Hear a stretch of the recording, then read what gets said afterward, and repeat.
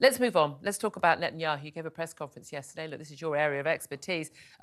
He made it very clear he was rejecting the terms of the ceasefire. They've been terms which have been put, Qatar, the peace brokers, the harbourers of terrorist peace brokers we have in the Middle East. They put forward a ceasefire process and programme and deal. Israel basically said, yeah, we could go with that. Hamas have come back with, frankly, absurd terms. IDF completely out of Gaza and the like. I mean, just a completely impossible terms that, of course, Israel would have to reject. No surprise there. No surprise whatsoever. Hamas deliberately chose what they were going to put into their comeback to the potential deal that was on the table, in a way knowing full well that the Israelis would reject it, because they will then use that to try and stir the international community up in its anti-Israeli sentiment and create more protests on our streets, and try and get further backing and further concessions in what's happening. It was interesting to hear Anthony Blinken come out and, you reading through all of it, try and suggest that there was still hope in there somewhere, but I think we're a long way off. I think we are. I mean, again, Netanyahu called the proposal from Hamas as delusional, and I think he's quite right to say that.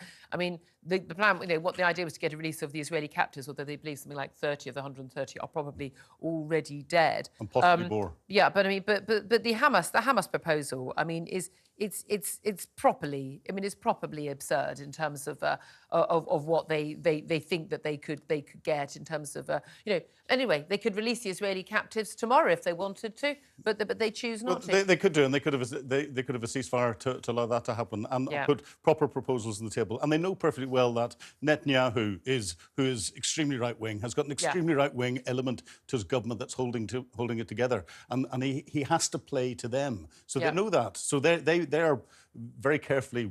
That's the only support he's got, because he's not a popular figure. And Hamas are still carrying out attacks against the Israelis on a daily basis. But we don't hear about those. Why don't we hear about those? We don't.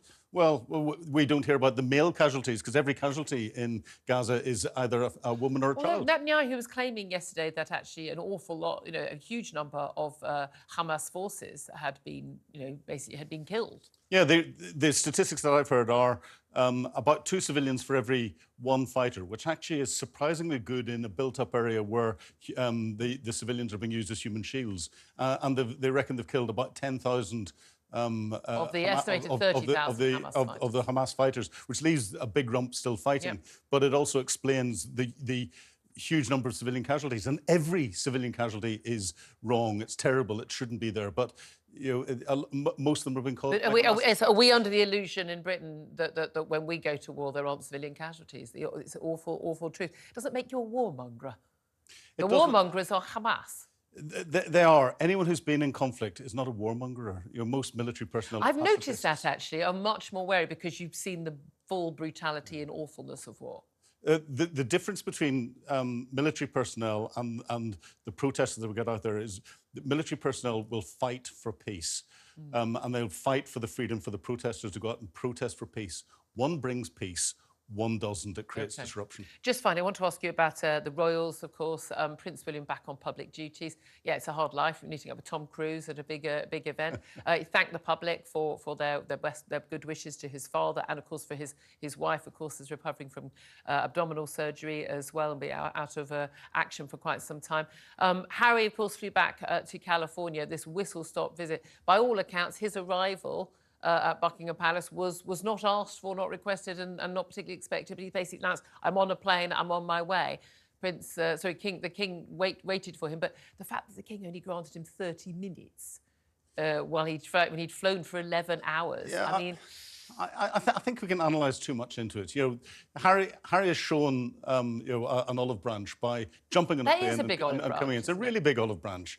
Was it a PR stunt, some are saying? Well, people are going to say it's a PR stunt. And we don't know. His American marketing... don't know. Yeah, we don't know. But his American marketing team will want it to be PR stunts, because it'll sell more books and sell more of their profile. That's where they make the money, and that's where they're living. But I think he probably genuinely came in to wish his dad well. There's nothing more you can do after half an hour. What's he going to do staying around and everything else? Yeah. And clearly there's still friction between him and William. But certainly, hats off to the work that the royals do, and all the other royal those will stand up and... Well, that's their job. That's what we pay them to do. They have a nice life. They have lots of palaces. They do. That's their job. They do, but I wouldn't want to do it. Do you get... Yeah, but most people don't get praise every day. I wouldn't want to do it. Wish it on my worst enemy. But, you know, most people don't get praise. Thank you so much for turning up to work every day. Yeah, that's what people do.